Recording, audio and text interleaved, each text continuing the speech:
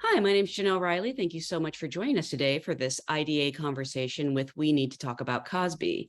Please join me in welcoming today's guests. We have director, executive producer W. Kamau Bell, executive producer Katie A. King, and survivor Lili Bernard. Also joining us is ASL interpreter Sharon Pierre-Louis. Thank you so much for being here. Congratulations and thank you on a vital documentary. Kamau, unlike some recent documentaries about, abuses of power, your subject had been tried for his crimes. I'm curious what made you, what compelled you to make a series examining not just that, but his legacy. I mean, it was bigger than sort of, I don't. It's hard to even to talk about it as a project, as a film, as a documentary, because this is the conversation I was having with people before we even started. This was just, there's a generation of us, especially black folks, and I'm a black comedian that were raised under the umbrella of Bill Cosby, and then had to deal with the truth coming out, as I believe it, of him assaulting over 60 women, and sexually assaulting and raping over 60 women, and you just as in my career trying to figure out what does that mean for me as a person who was inspired by him and tried to be like him. And so this is a conversation I was having with people. It's a conversation I was having in my head. And anytime he came up in any setting, it was like, how do you talk about him in any way without talking about all of it? And so that's really that question is the question that kicked off the creative behind the series. And how far back does this go? When did you start asking that question? 2004. I can think that I really think that when Hannibal Buress did his joke in Philadelphia, I was one of the people who knew of the allegations but hadn't made them all wrestle in my head, and I think that was at the point of oh yeah, I felt called out in some way by Hannibal. Not that he was calling me out about oh yeah, I know all these things, but I'm sort of letting them exist in separate corners of my head. So I think that's the point, and it was also the point that I would be doing interviews and my career was sort of breaking, and people were like, who are the comedians who inspired you as a kid? And it's like, well, how do I say Bill Cosby, but how do I not say Bill Cosby? And so for me, the only way to say it and to talk about it is to talk about all of it. Mm. Katie, for you, how did you come to be involved with the project and what interested you in being a part of it? I kind of came in through the Boardwalk side, Boardwalk Pictures, the production company that produced it with Kamau. And what attracted me to it was that the intention it wasn't at all like a biography of Bill Cosby, and it wasn't just focusing on him. It was really exploring what does this say about our overall culture, and exploring rape culture, and exploring a lot of rape myths that people, even people like I'm close to, I noticed them saying things, well, why did these women wait so long to come out? Or why did they keep working with him? Just things that people who haven't been close to someone who's a survivor of sexual assault don't understand. So I really was drawn to this project as a way to kind of raise awareness and understanding and explore how did this serial predator exist for so long and be aided and abetted by entertainment industry, and just kind of the power dynamics involved. There was just so much to dig into that I was really fascinated by. Lili, you have been speaking about your experience for years. I'm curious how you were approached about this particular project, and if there's ever any hesitation. What sort of made this team and the way they were telling this story stand out to you? It was Kamau Bell. I was familiar with his work with regard to race relations in the public eye, and then as a comedian, and he has very critical, provocative comedy, but I have tremendous respect for him as an entertainer and a really critic on a social commentary. So I trusted him. So he was what made me feel safe. Mm. It is actually so interesting to me because, come on, you are an excellent interviewer, and I don't even know if that just developed naturally or how you're so good at talking to your subjects and putting them at ease. Because, correct me if I'm wrong, that's not necessarily what your training is in. No, I don't have any training up to speak of in any professional way. I'm the least degreed member of my family. Thanks for bringing that up.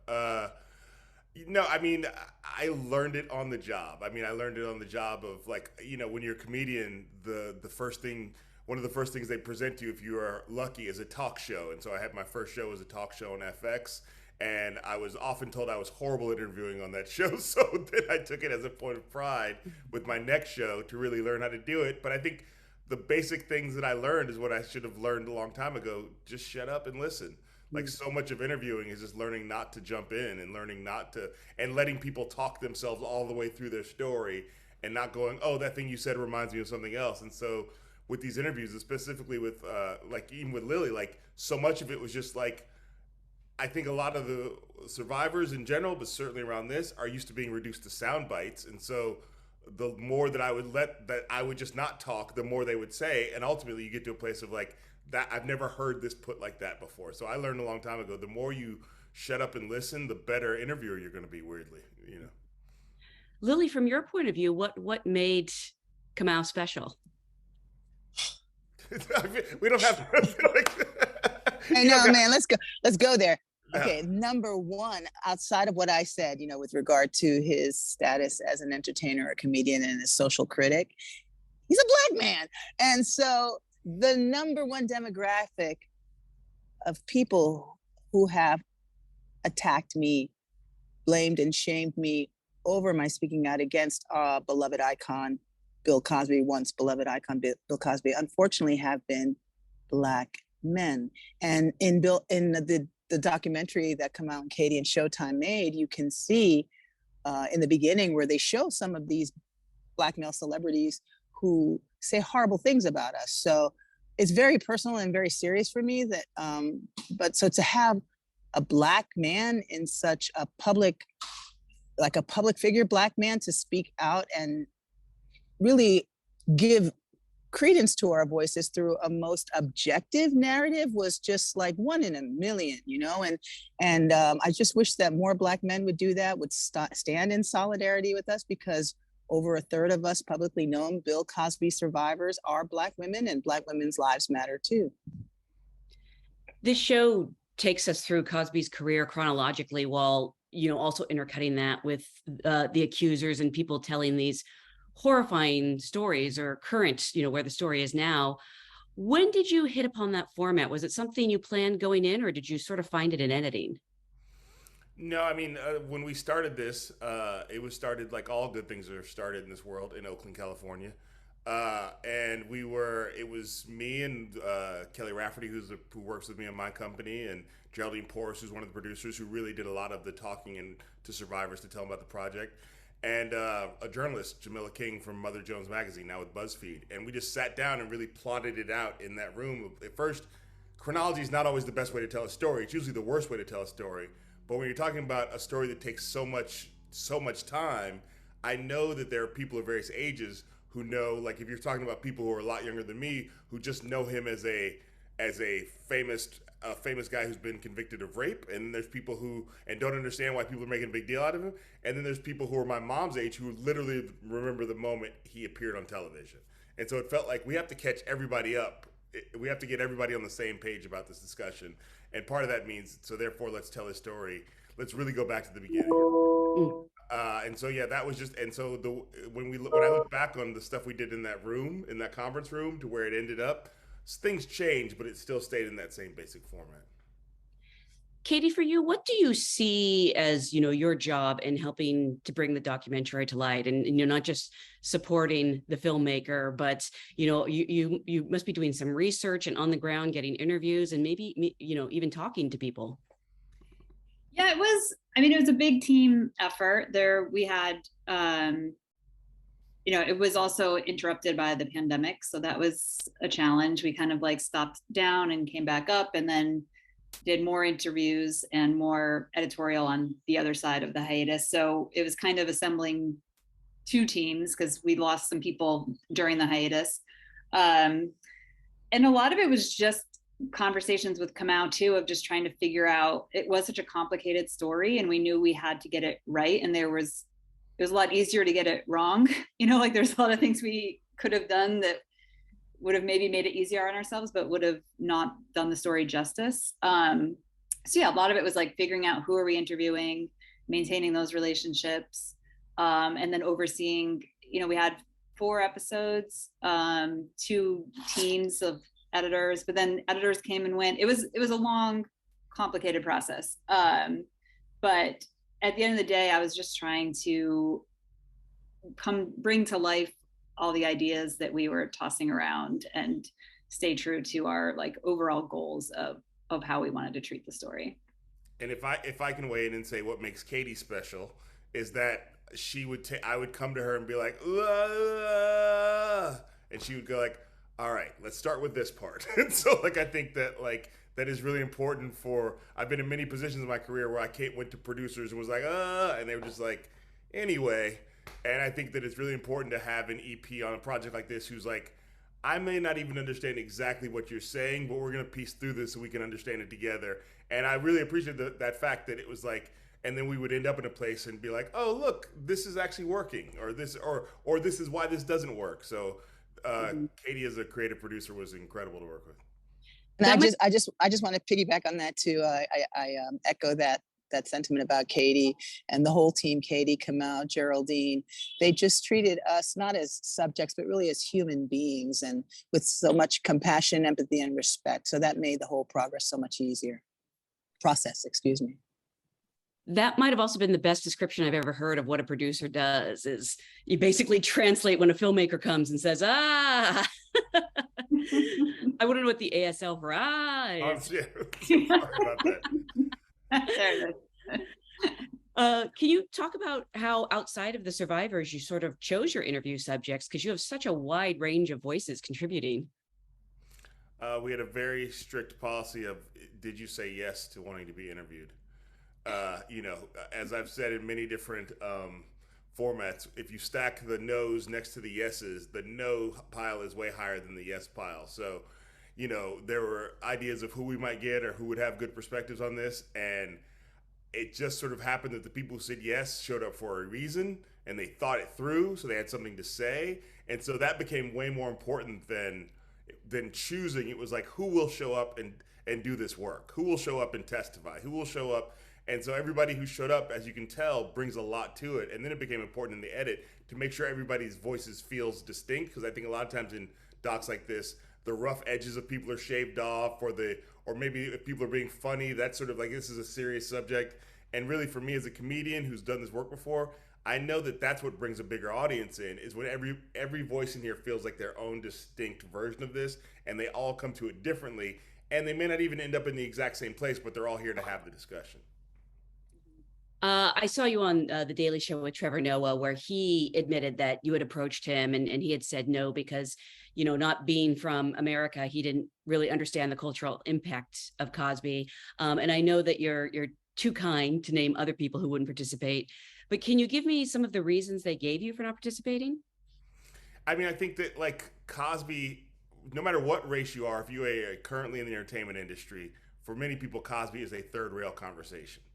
So it's even not, forget black for a second, just if you are a person in showbiz who has an active and ongoing career, Cosby's a conversation. Maybe you'll make jokes about it occasionally, but you're not going to necessarily want to sit. It's a third rail conversation.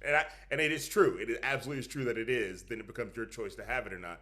But then if you're a black male comedian, you're just sort of like, I don't know, you're adding more third rails to the conversation.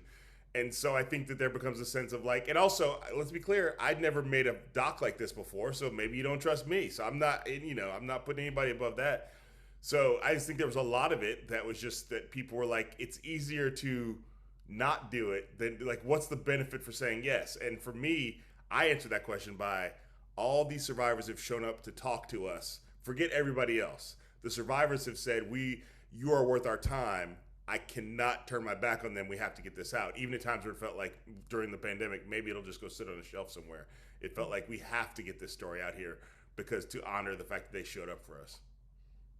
How far into filming were you when the pandemic hit?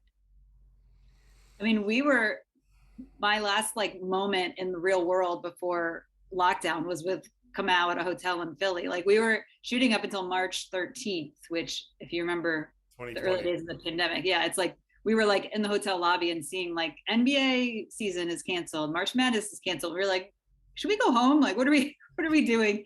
And then I was like the only person at Philadelphia airport. So we had, and like production had started in like late January, February. So I think I forget how many days, but not very many before the pandemic. And then we started shooting again like late summer when it seemed like it was safe to do so. But like, that was another reason it was hard to get people to do interviews, because at that point it's like you felt like you were risking your life to come out of your home and let somebody put a microphone on you and sit in a room with strangers. And, you know, before we had KN95s and all of that. So we shot that summer, and then we kind of took a 6-month or so hiatus, and then came back up summer 2021 and shot more. So lots of.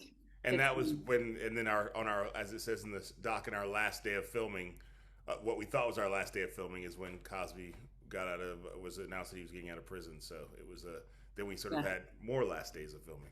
Yeah, that was our one day in Philadelphia that whole year, and we just happened to be there. Wow. We got out, and like we had no idea that was happening, and like we were interviewing the lawyer that day, and then she, you know, didn't come because of that. But and then when he got out, it was harder to book people, because I think she felt like now it's too complicated for me to be involved, you know. So Lili, I was thinking about how there has obviously been so much pain over the years, but you've also had these moments of triumph, like when California eliminated the statute of limitations on rape cases, and when Cosby was initially sentenced to prison. Have you been able to, I don't want to say celebrate, but at least, you know, appreciate these victories? Yeah, and I was critically involved in them in here in my state of California.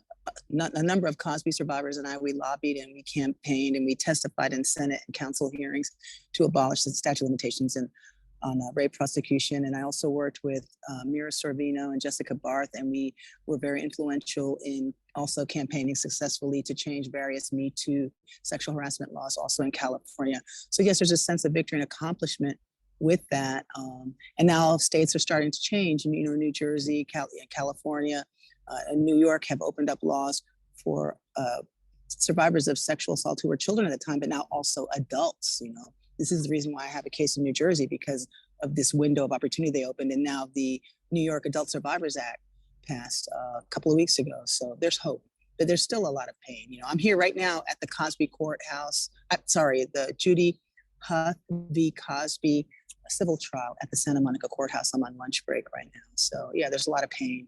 And it's really sad to see the victims being really their characters assassinated on the stand, and to see the defense attorneys mocking and guffawing while they're crying. It's horrible. Laughing, you know, the defense attorneys are laughing when the victims are crying. It's horrible. You previously mentioned, and I think it's known, that you've spoken out before and been targeted for abuse. Did the response to this docuseries feel any different? Did people? Oh, I told Kamau that fewer Black people are attacking me, you know? So I've had very serious, and I still get very serious threats of rape and death. And a lot of them are by Black people, but it seems that fewer Black people are attacking me. Katie and Kamau, what has the response been for you? I mean, I don't have as much of a public persona as Kamau, so his answer is different than mine. But I mean, mostly my interactions was with more like critics and, you know, the people who were in our documentary, which were all very heartwarming and felt very positive, and that we succeeded in doing a lot of the things that we set out to do. And I was most concerned with like, how are the survivors going to feel watching this? Because, you know, it's a lot to sit through and see. We do mention some positive things about Bill Cosby, and how will they feel about that, and in those aspects of his legacy that we do go into, and then just how did we represent their story. So I was most concerned with that, and that all of that feedback was positive and made me feel very good. But I know, you know, outside of that, there was another response that Kamau had to deal with. I mean, yeah, I certainly, as you know, when we put this doc together, there was no thought of me narrating it. There was no thought of me sort of being a character in it. It was like, I thought I was going to step fully behind the camera, but it just became clear that the most effective way to tell the story is to put myself in the center of it. So that means I'm in the center of it, but it is a small whatever. I'm not gonna say price of it. It's a small thing compared to what the survivors have gone through. And also, at the end of the day, I will pay that price, because again, as Katie said, it feels like Lili and the other survivors in the film feel like this has shown them in a different light than they're normally shown in mass media. So for me, that's the victory, and the fact that like they all have seemed to stand by the project feels like then I can handle whatever the rest of the nonsense is. You must hear from the people who are so grateful for this series, though, I'm hoping. Oh yes, yes, yeah. I mean that is. I've heard from a lot of people where they were like, I didn't want to watch it, but I decided to, and by the end, I understood differently. So for me, that's the biggest is hearing from people who feel like that they were. I feel like a lot of this doc was made for people who I call the fence sitters. Not that they don't even know they're sitting on the fence. They just aren't engaging with any of this. And so this was like trying to create a way for them to engage with this in a way that's like, oh, I understand this now from the perspective of maybe I read the headlines, but now hearing these survivors talk, I really understand what happened here in a different way.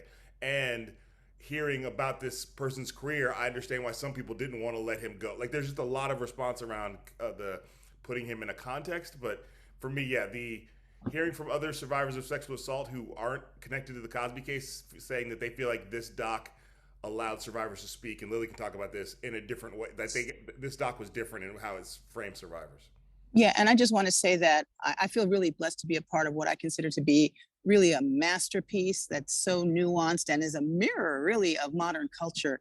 And I just, it's a masterpiece. But yes, absolutely. And Kamau, let us be ourselves. You know, I couldn't even talk about the trauma. I felt like I was talking to my brother. I was even cussing. I'm not even a cusser, but I was like cussing on camera because I was so mad. So I felt like I was talking to my brother. And then it got to the point where I started feeling triggered. And I knew that if I would speak about the details of my trauma, that I'm going to suffer a panic attack driving home on the freeway. So I'm like, I'm not going to talk. I can't talk about that now, Kamau. And he didn't push it. He respected it. But I could talk about other things like the good memories of being on the set of the Cosby Studios, because the Cosby Show was not just about Bill Cosby. It was all the great, producers, stage managers, directors, actors, writers who were Black, who made that such a great and important show. But of course, at the helm was this monster, unfortunately. It's such a fantastic series. I want to thank Showtime for putting it out there. I want to thank you all so much for being here today. And again, congratulations on fantastic work. Thank you. Thank you. Thanks for having us. Thanks, Lili, for coming. My pleasure.